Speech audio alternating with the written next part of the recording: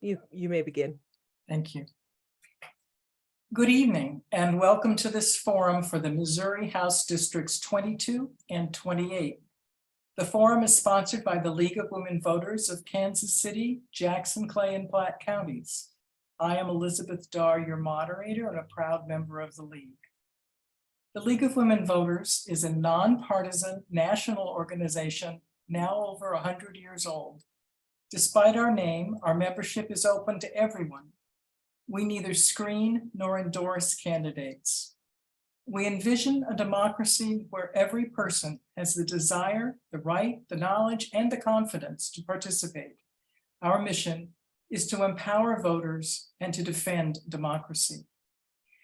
We're here for this 60-minute voter education event to provide an opportunity for voters to listen as the candidates present their positions on questions which have been submitted to the League via the email address forumquestions@lwvkc.org. There are 3 Democratic candidates running in the 22nd district and 1 Republican and 1 Democrat running in the 28th district. If you need help determining your district, you can consult the Board of Elections website. All of the candidates have been invited to participate in our forum tonight. We welcome and appreciate these candidates being with us. We have running in the 22nd district, Yolanda Young and Kevon Graves, and holding up the flag of the 28th district is Jennell Houts. Do I have the pronunciation of your last name right? We didn't clarify that. Thanks. I'd like to introduce you to the other League members volunteering with me tonight. Our forum's chair is Anitra Steele. Our timer is Misty Yeager. Our tech host is Ann Calvert. Our forum will be recorded and available on the League's webpage, lwvkc.org, as well as on Facebook. Let me explain the format of tonight's forum. I will be asking each of the candidates to respond to voters' questions in random order, determined by this grid, very scientific here. They will have 90 seconds to respond to each question. Candidates, please answer the question asked and stick to the topic. There will be no rebuttals, but you can go back to an issue during your closing remarks. So let's get started. And Yolanda, I'll start with you. What has motivated you to run for the state legislature, and what experience do you bring to the office? And you'll need to unmute. Thank you. Thank you. First of all, thank you for having me to be a part of this panel tonight. All of the League of Women Voters. It is really an honor to be able to be here and to be a candidate once again for this race. In all honesty, my first experience running as a candidate for this position was really nothing on my bucket list of 100 things to do. But I have to tell you that I had 30 years of on-ground experience working in the neighborhood that I still live in since the 1980s, working to make a better life and a better neighborhood for the people that were here. The neighborhood that I lived in had the highest crime rate in the city.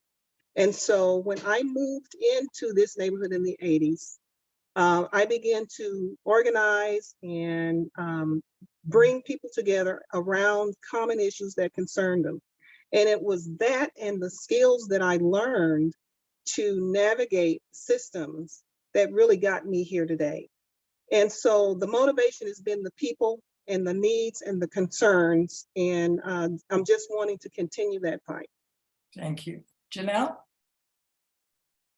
Yes, I have 4 children and 3 of them are dyslexic. And when our school was failing them and not teaching them to read, I approached my school and they did nothing other than offer accommodations. So I began attending school board meetings and speaking at the school board meetings. And that's when I realized that something needed to change at the state level. I attended several House and Senate committee hearings in Jefferson City, and I spoke about the changes needed. I got involved at the grassroots level with some organizations. And after a few years of advocacy, now I want to be more involved in the changes that we need in our schools and in our state. So I'm the type of person that when I see a problem, I want to work towards a solution to fix it. When I see something that's wrong, I want to make it right. And I want to help hold people and organizations accountable in the process, like holding our schools accountable to teach all kids to read. As a concerned American Missourian wife and mother, I want to make sure that my children and grandchildren can enjoy a free America in the future. And I'm really concerned that that might not happen. So I'm passionate about individual freedom and protecting all of our freedoms. As a former teacher, I love learning. And as a freelance writer and editor and project manager, I'm not only organized, but I really research everything so I can understand all the sides of things well. I'm not a politician. I will not play political games, but I do want to help make changes in our state so that all of our Missourians can have better schools and better communities. Thank you very much. Mhm. Kevon?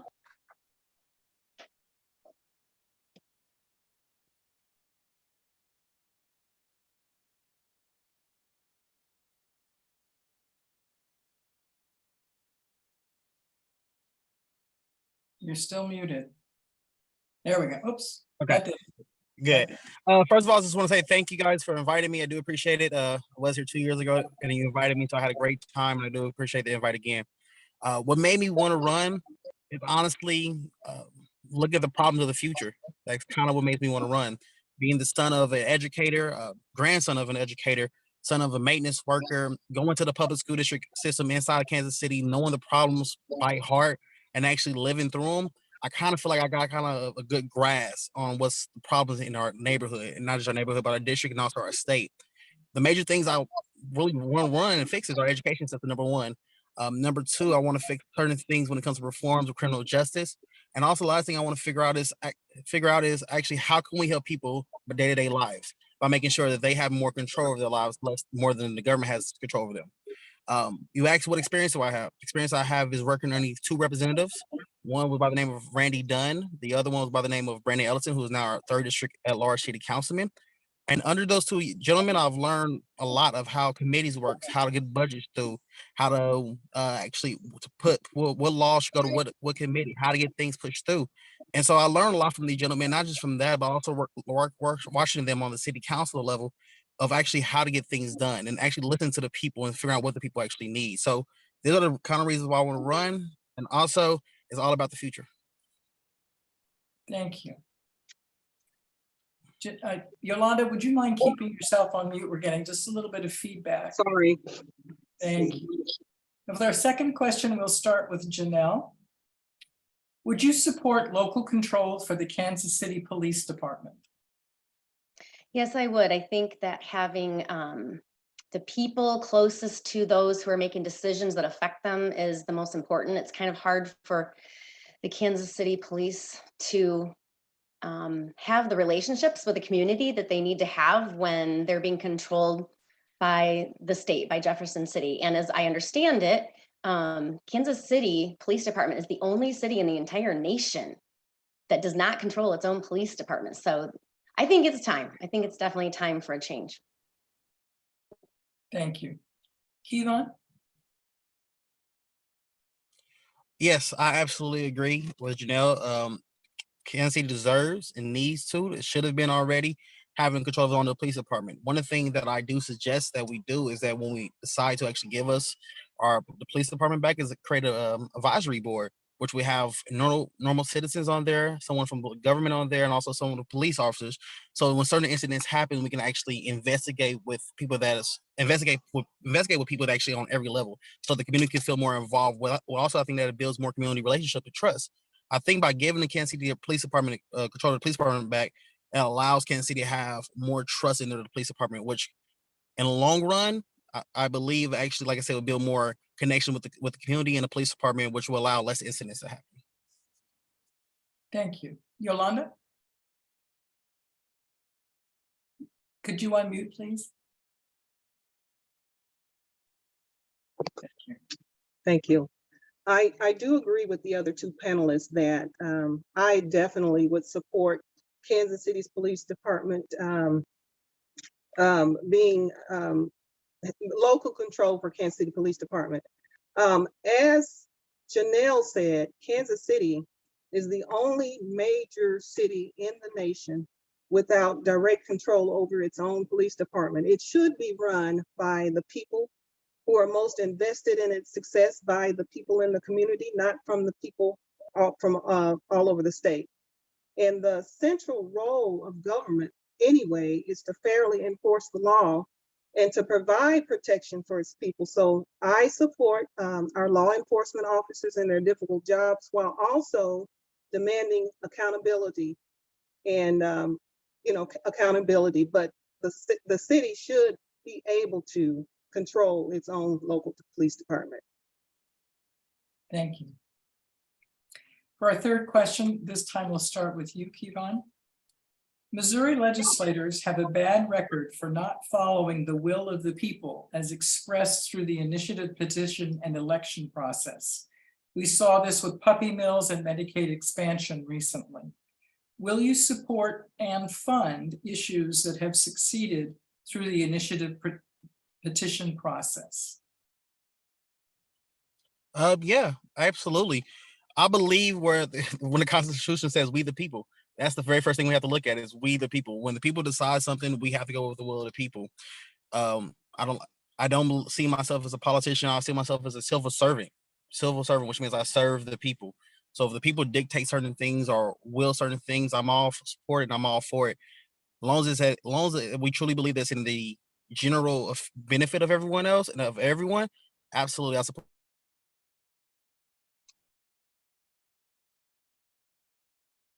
Okay, we seem to have lost Kevon's feed.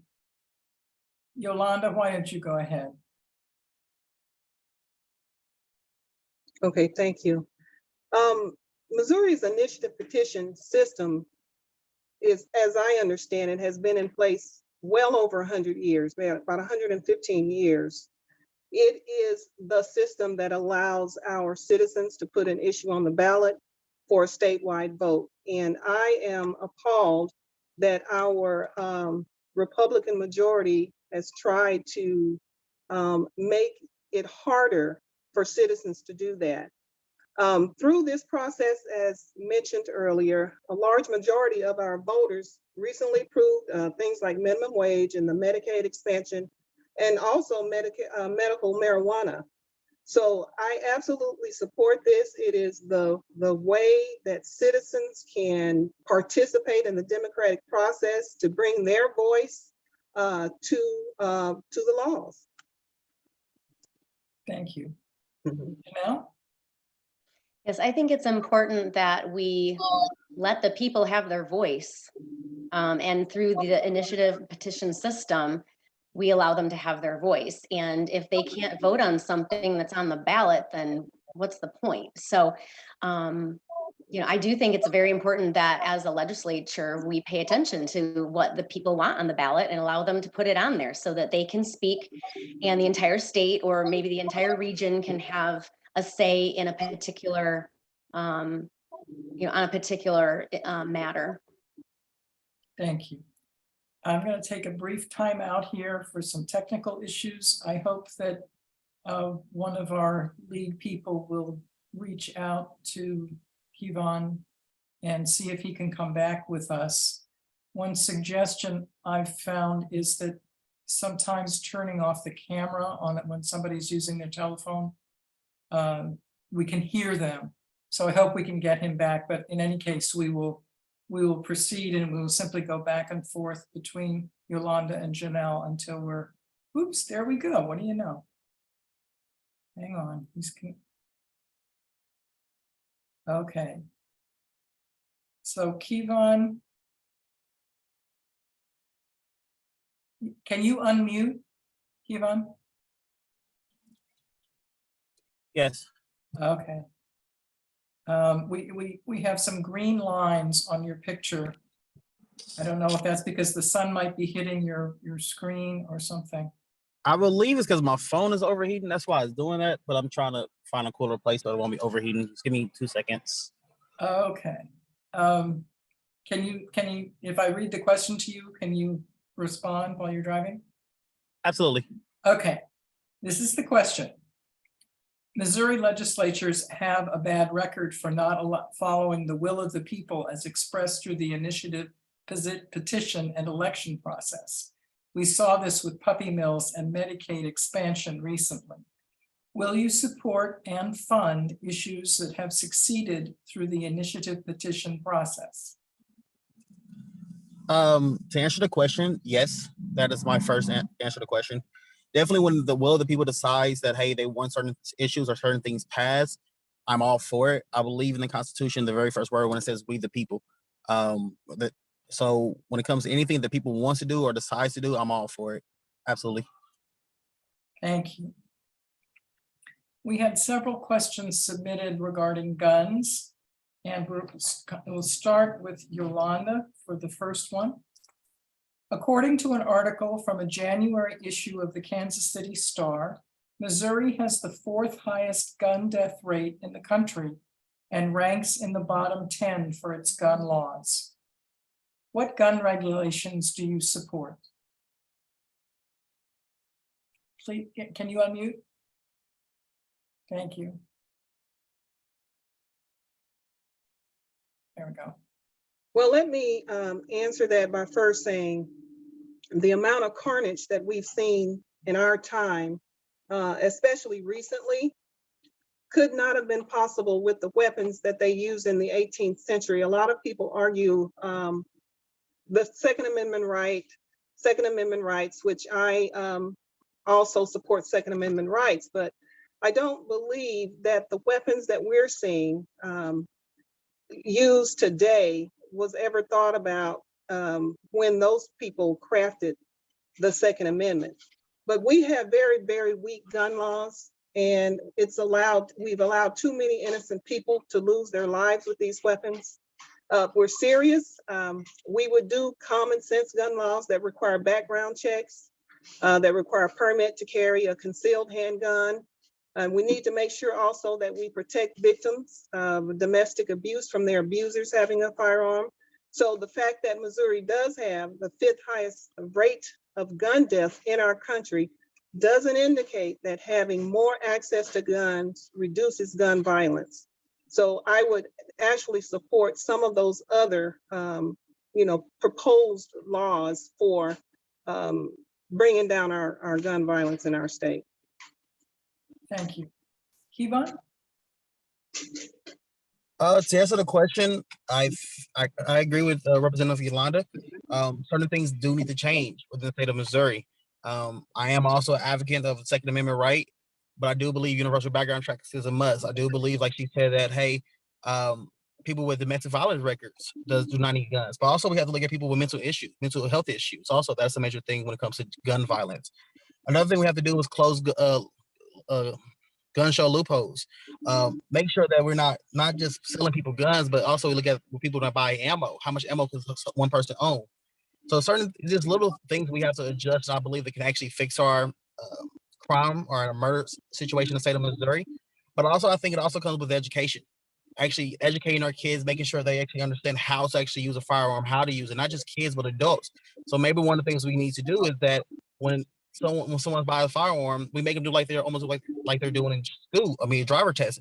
They have to take they have to take a test, then a permit, then be able to show they know how to use the weapon, then be able to get their license. It shouldn't be easier to buy a gun than it is to vote, and that's the problem. We actually have to tighten down on things, but not infringe on people's rights at the exact same time. Thank you. Jennell? Yes, hi. As far as gun regulations, I agree we should have background checks, and we do have that in place in Missouri. I'm glad that we're a constitutional carry state so that, we can carry guns. We don't have to have permit to carry a gun. The Constitution doesn't say we have to have a permit to carry a gun. And so I agree with the SAPA law that was signed last year. As far as, limiting guns, that's against the Second Amendment. So I'm against that. I'm against limiting ammo because that's infringing on our rights to bear arms. And, in Chicago and places like that, they have tons of gun laws and they have some of the worst crime. So obviously having more laws is not the answer. I think enforcing the laws that we already have in place would be where we need to actually start. I also think that we need to, like Kevon said, is we need to look at mental illness. I think we need to focus more on mental illness and making sure that people who are mentally ill aren't getting guns. They need to get help. We also need to look at pharmaceuticals because many of these, especially recently, mass shootings have been by people who are using pharmaceuticals, and maybe these pharmaceuticals are really not helping that situation. So, yeah, so I'm all for making sure that we follow the Second Amendment and allow people to carry guns and not to for that not to be infringed upon. Thank you.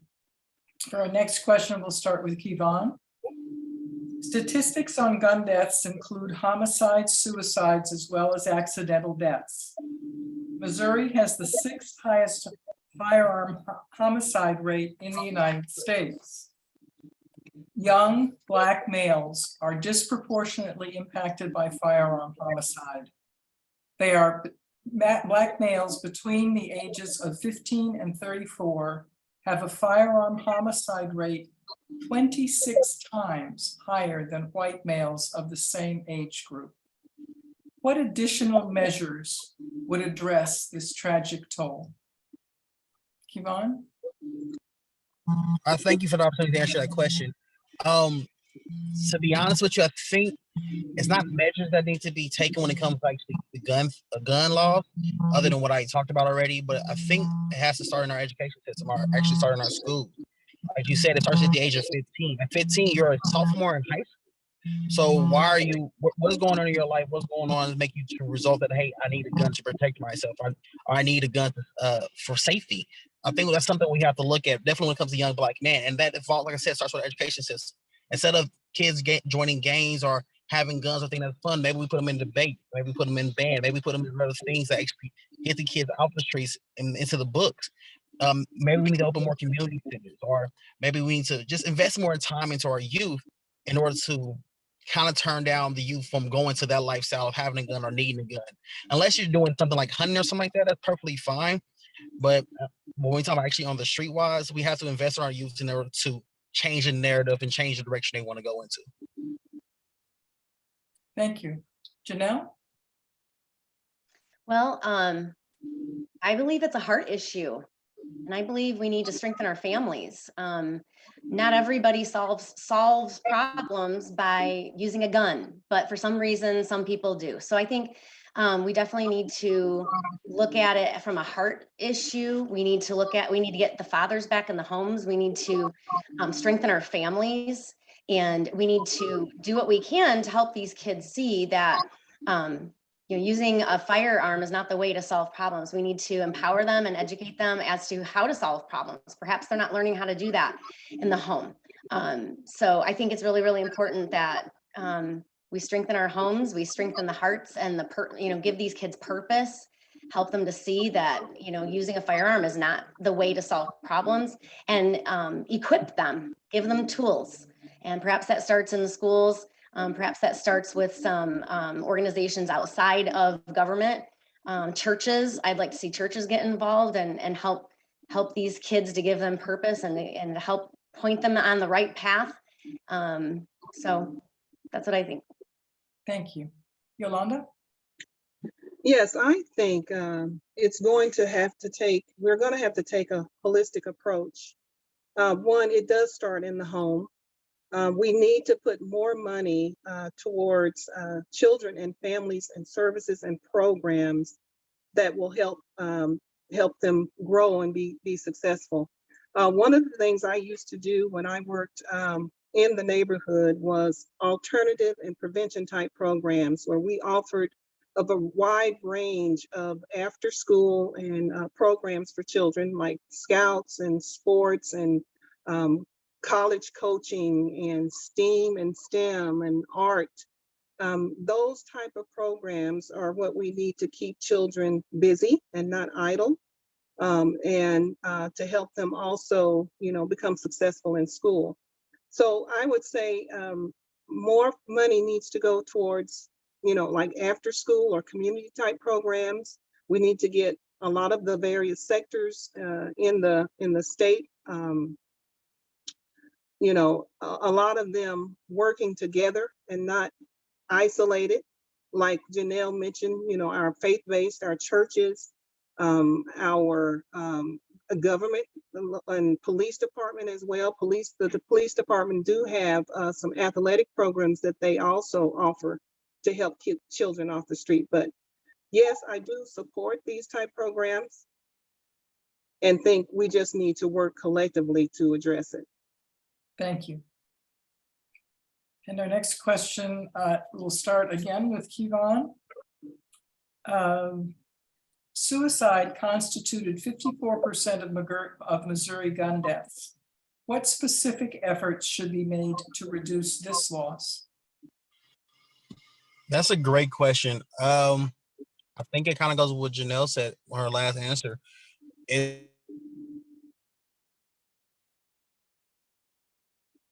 Kevon, if you can hear me, try turning off your camera because you've frozen for us.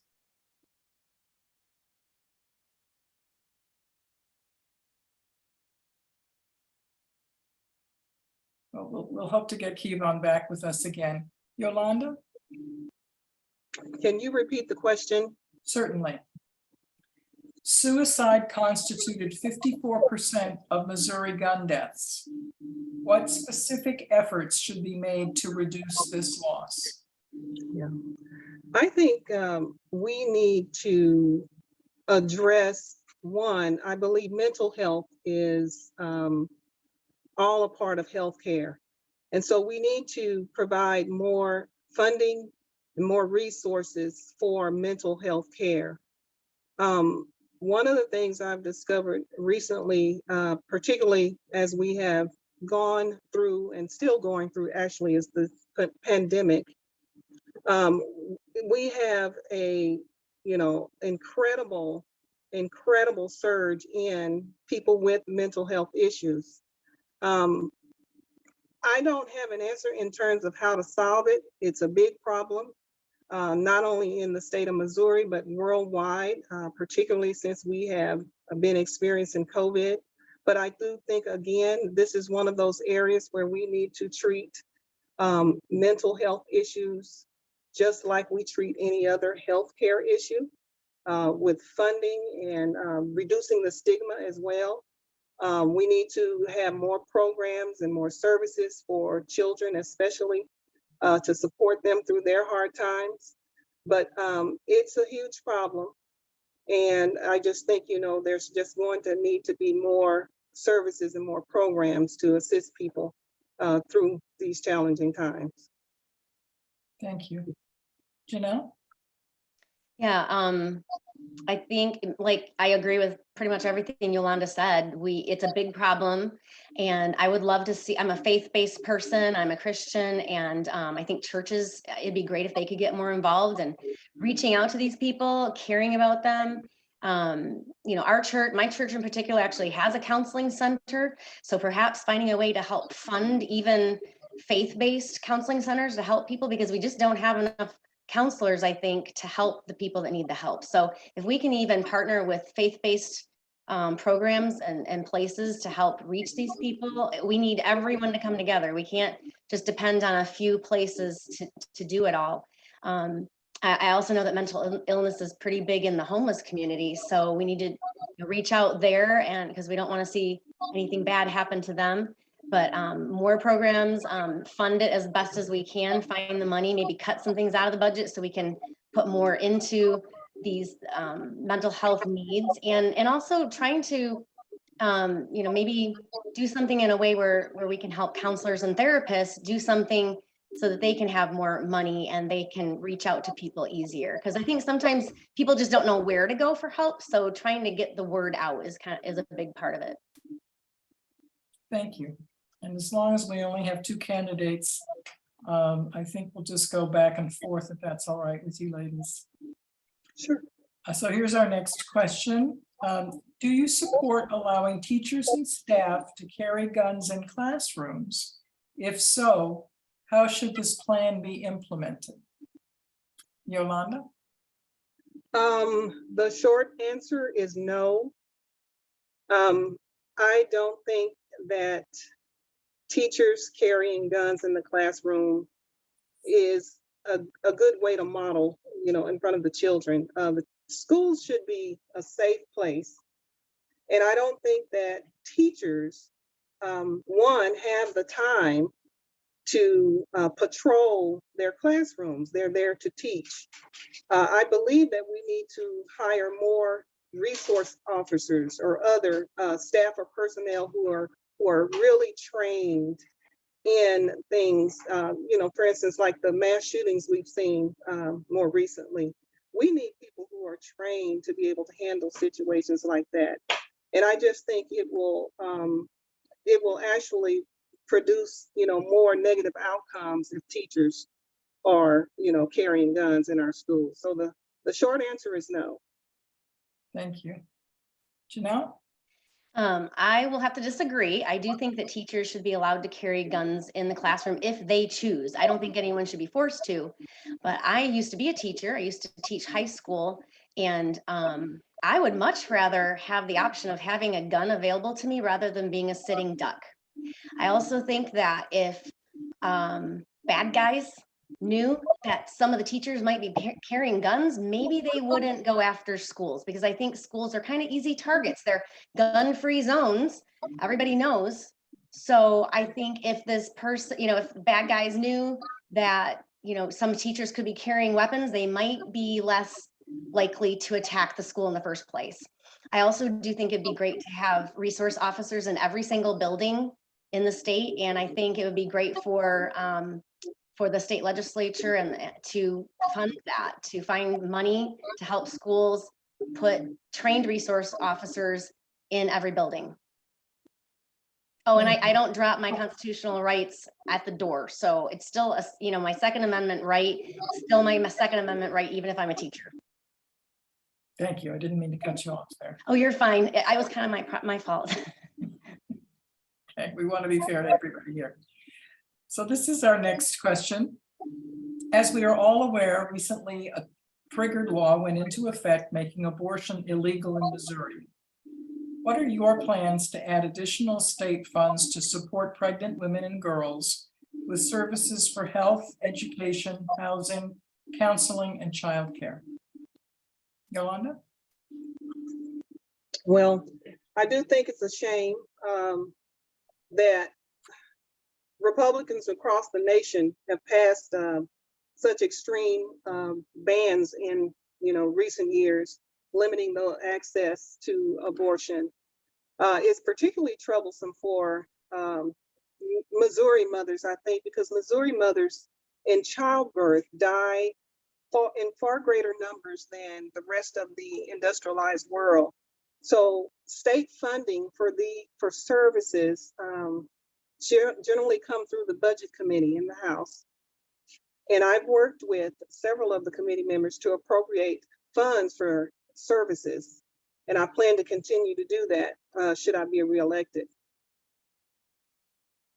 Services like counseling and education and sex education as well. Programs that will help, people more on the prevention side. Thank you. Jennell? Yes, I have a biblical worldview, and what that means to me is that we need to protect life, not take it. And so I would continue to make sure we're funding and supporting pregnancy resource centers and partnering with organizations that have been helping moms to be for decades, from Kansas City all the way to St. Louis. And I think that this is our time to shine, and this is our time to show moms and babies that we love them and we care about them, and that we want to come alongside of them and help them.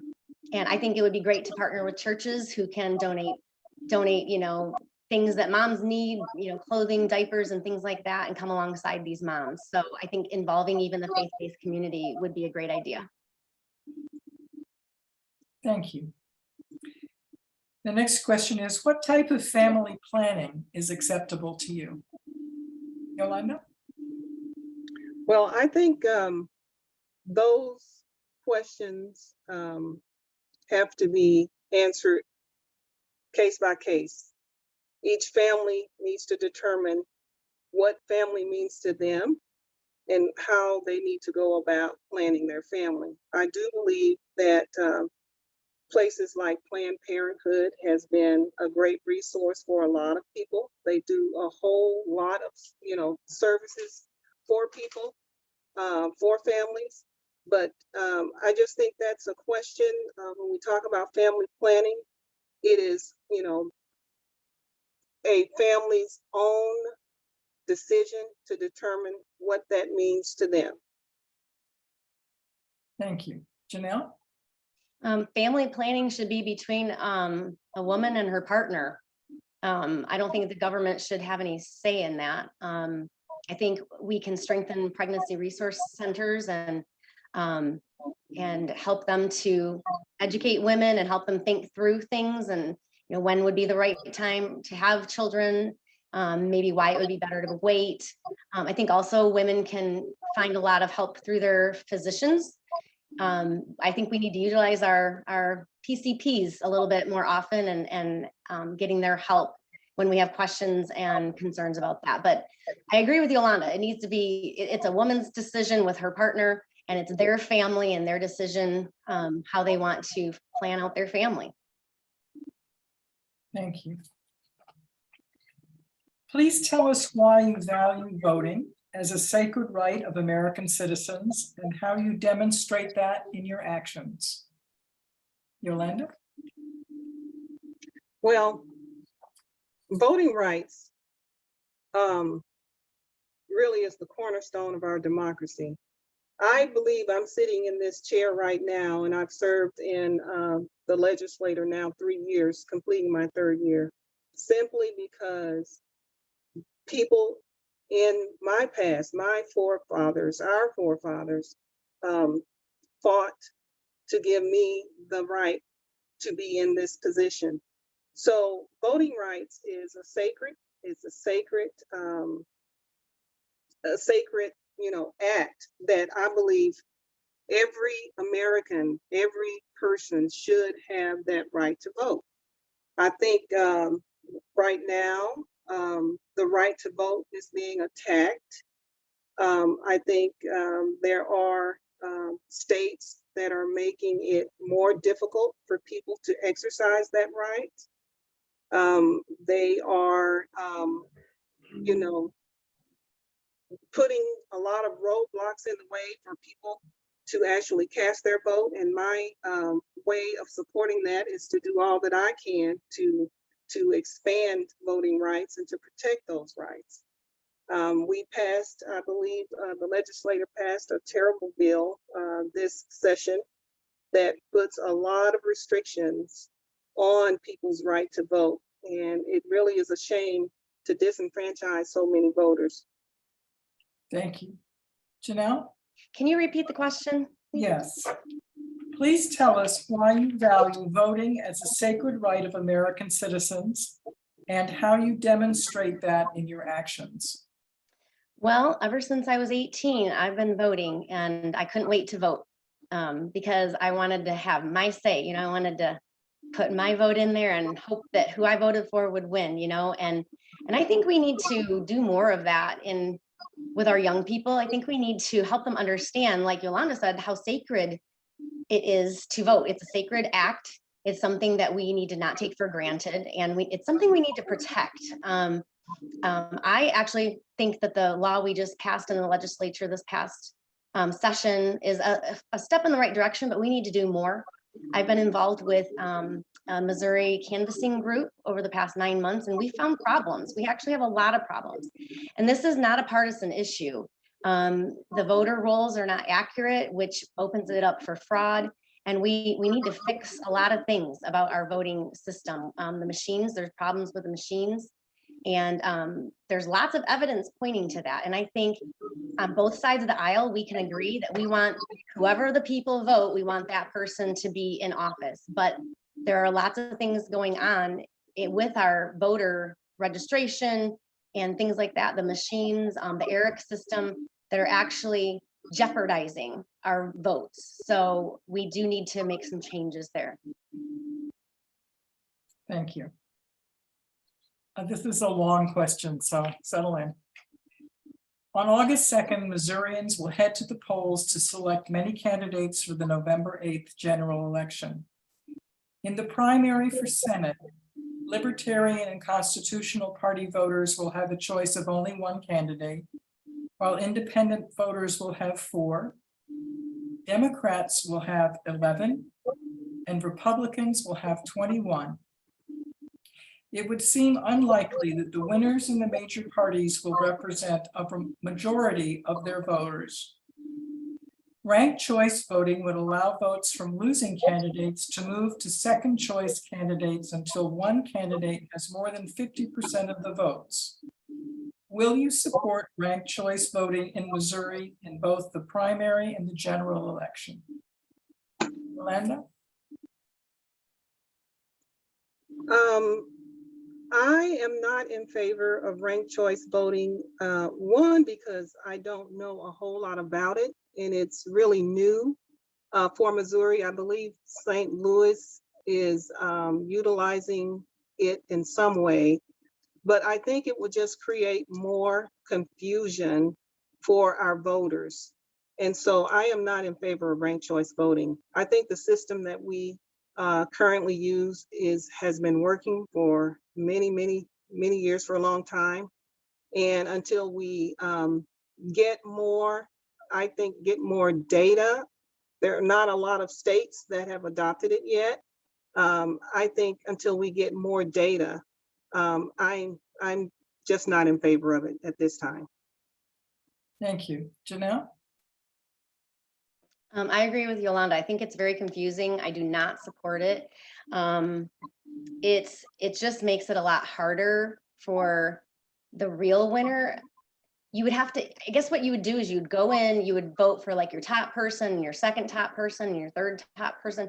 And it sounds very complicated to figure out who the winner would actually be. I think you get one chance. You pick your one best person, and if that person doesn't make it and they don't get the primary vote, then the next time around you have one person to vote for. I just think it's not exactly representing the votes of the people accurately. So I am against ranked choice voting. Thank you. According to a new law recently signed by Governor Parsons, Missouri voters will need to show a photo ID in order to vote beginning in the election in November. This is not true for the primary. I just want to clarify that. Many voters have the required driver's license or passport. Those who do not are more likely to be disadvantaged. What will you do to help voters in your district acquire the necessary photo ID? Yolanda? Well, I'm going to do what I'm doing now, as I've been canvassing across my district and working with constituents. I'm going to, encourage them to get an ID. The law has already been passed. It is going to be more difficult in my community, immediately where I live. A lot of people have difficulties getting the ID for a lot of different reasons. Say, for instance, I've met some seniors who had an ID that wasn't expired. It was like a driver's license, and then it expired and they weren't able to get their driver's license renewed. There are students who have difficulty getting their photo ID. So, I'm just encouraging them to work with, different departments and agencies that can help them get along that pathway. But I don't like the bill, and a lot of people are feeling very discouraged because of the recent restrictions. on this bill. Thank you. Jennell? I think to protect our vote and make sure that only people who are supposed to be voting are actually voting, I think the photo ID is a good idea. It may not be super easy for some people to get an ID if they don't have one, but just because it's difficult doesn't mean it's not worth it. So like Yolanda, I'm going to be encouraging people through social media, and as I'm knocking on doors, reminding them, make sure you get your photo ID. Photo IDs are free. If you don't, you can get a state ID for free through the state. So you don't have to pay for it. So money shouldn't be an issue. Most people have someone that can drive them to the grocery store or drive them to the doctor, something like that. So getting the ID, hopefully they can get creative. I'm sure that they're capable of figuring out a way to get the voter ID. And I think it's important to protect the voter's voice and make sure that only people who are supposed to be voting are voting in our elections. Thank you. There is so much partisanship in our world today. Please give us an example of a goal you have achieved when working with others who hold different positions from your own. Yolanda? Thank you. I can mention that recently, as a legislator, I have been able to work across the lines, as people have termed it, with my Republican colleagues on some pieces of legislation. One piece of legislation that I sponsored was also sponsored by another Republican colleague that would remove the certified mailing requirement that people who get their blind pension would have to use. And so we worked on that together, and we were able to get that bill actually through committee and to the floor, and it passed on the floor. So it's very possible to work in a bipartisan manner, to really just look at an issue and not at parties to get things done. Thank you. Jennell? I agree with you, Yolanda. I think it's very important to work with people on the other side of the aisle and try to find common ground and work together to get things done for the people of Missouri. In my own experience, I worked as a teacher, and there were times that I had to come together with other teachers and decide on curriculum issues and things like that. And so we had to kind of hash things out and decide what we wanted to do and come to a consensus. So I think working with people who have different ideas and different perspectives is really important. Thank you. Well, we're coming to the end of our forum, and in a minute we will proceed to your 2-minute closing statements. But just before we do that, I wonder if there's a question that you wish you had been asked. And so I'm going to ask you, what's the question you wish I had asked you, and how would you answer it? We'll start with Yolanda.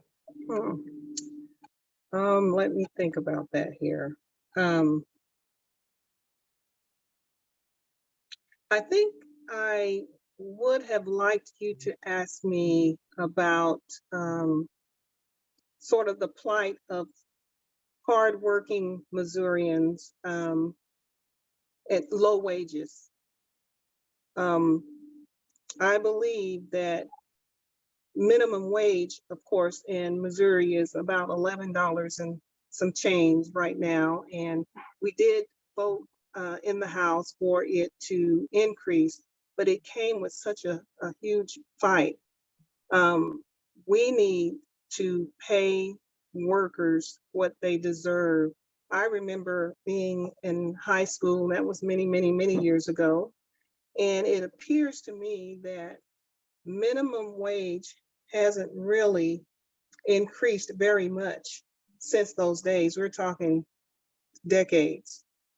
And how do we expect any families to be able to keep up, especially with the cost of inflation right now? So we need to do more in terms of giving workers what they deserve. Workers need to be able to feed their families. They need to be able to buy their medicines. They need to be able to get their children back and forth to school. So okay, so we need to make sure that people have a livable wage. Thank you. Jennell, what's the question you wish I'd asked? I wish you had asked about medical freedom. And how would you answer that question? I think over the past couple of years, even before medical freedom started hitting the headlines and becoming an important issue over the last couple of years, I was advocating for it long before, because, if we don't have the choice to, how we're going to take care of our bodies, and if we can't say, whether we receive a medical treatment or not, then we don't really have freedom. And so I think it's really, really important. And one of the things I would stand up for in the legislature is to protect people's rights to medical freedom, to making their own decisions regarding what is right or wrong for them. And the government, and no one should be pushing any kind of medical treatment on anybody else. As Americans, we should be free to make our own decisions and not forced into anything. And the Nuremberg Code is part of that. We can't forget about that, and we can't allow ourselves to be forced into certain medical decisions because of pandemics or anything else. It's our choice. Thank you. So now it's time for your 2-minute closing statements. And the order will be in the reverse of the ones that we started with. So we'll start with Jennell. Okay, well, I just wanted to share a little bit about me, and so people could kind of know my background. I taught Spanish and English at the high school level, and I've taught in both public and private schools. Over the past 5 or 6 years, I've worked as a tutor, a writer, a ghostwriter, a proofreader, an editor, and a project manager.